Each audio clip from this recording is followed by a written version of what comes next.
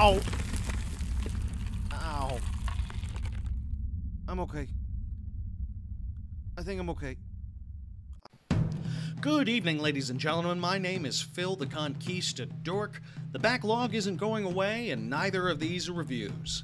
Today we're going to talk about Braveland. Braveland was released by Tortuga Team in March of 2014.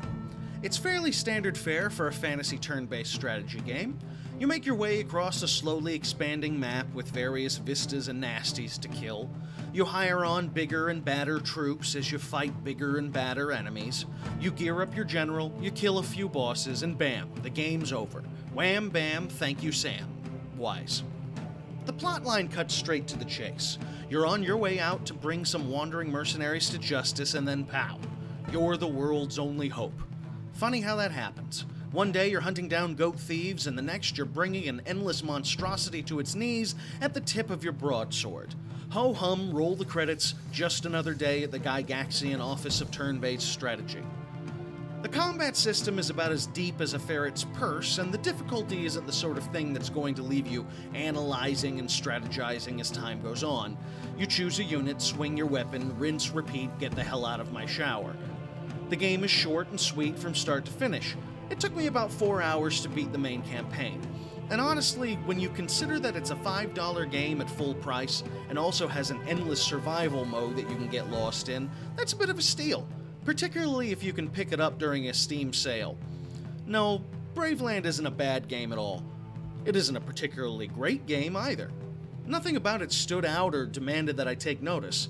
To be frank, its features and style seem to suit it better to an iOS audience. The sort of simple, fun adventure that you can drag out over one visit to the toilet after another. In many ways, it felt like my first turn-based strategy. A gateway game you would let your kids play before they got into the black tar heroin of Dawn of War and StarCraft. It's followed by two sequels, Braveland Wizards and Braveland Pirates. The Braveland Trilogy, the developers are calling it. From what I've seen in screenshots and videos, it looks like more of the same, with some tweaking in the art style and mechanics. Not a massive reboot, to be sure, but if you had fun with the first Braveland, I can see you picking up the other two and finishing out the trilogy. Was it enough for me to finish out the trilogy? I don't know yet. It's possible that I'd play Braveland Pirates. I'm an absolute sucker for a decent pirate game, but without that factor, I just don't know. You see, the complete truth here is that while Braveland offers next to nothing in the surprise and delight category, I really wanted to love it. This had less to do with my general enjoyment of tactical role-playing and turn-based strategy, and more to do with the fact that I could tell that Tortuga Team actually put some effort into this game. The art style is cute and well-made, the music isn't bad at all. The mechanics and story had absolutely nothing going for it, but we live in an age where shovelware and asset-flipped games are getting more and more common on Steam, so the idea that a story was attempted in the first place is sort of charming. When I find something made by developers who actually seem to give a damn, I can't help but attempt to throw my hat in their corner. But how much of a positive is that? Should I actually be lauding a game based on the fact that the studio went out and tried to do their job, as opposed to the weasels and scumbags out there who are trying to nickel and dime their way to free rent through games that one couldn't say were designed so much as cobbled together with wood glue and spit? 10 years ago, I would have said hell no. Now it's 2016, and while I still lean in that direction, I find myself wondering. There's so many games in the world now, and that's a good thing, ultimately. We have more choice and more options as consumers, and that will always be a good thing. But from a critique perspective, it sort of shifts the goalposts.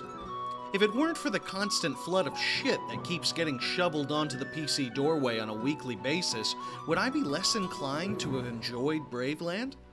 I don't think so. As much as I talked about it doing little in the way of innovation, I won't act like it was a horror to get through. It was fun enough. It did its job nobly. I suppose it's just the age of gaming that we live in. It would be silly to act as if all games were of the highest caliber and beauty before indie gaming came into its own. That would be a bald-faced lie. A really huge, unbelievably naive lie. But I can't help but feel that with sudden access to small-team indie developers, the past few years of critique technique have shifted a little bit. Maybe the game is average and a little boring at times, or maybe it's a crude cash grab meant to separate you from your money. The latter will always be the worst, that much is certain, but I just find it amusing that we've gotten to this point at all. But what does that mean for Braveland, you might ask? Well, for those who just can't get enough turn-based strategy in their lives, Braveland might just be the itch to scratch on a Saturday afternoon. It's simple, it's accessible, and it's got character. Those who are looking for something more in-depth and thoughtful would be happier elsewhere. But no matter what way you slice it, Tortuga Team at least made an effort to put some heart into Braveland, and that counts for something.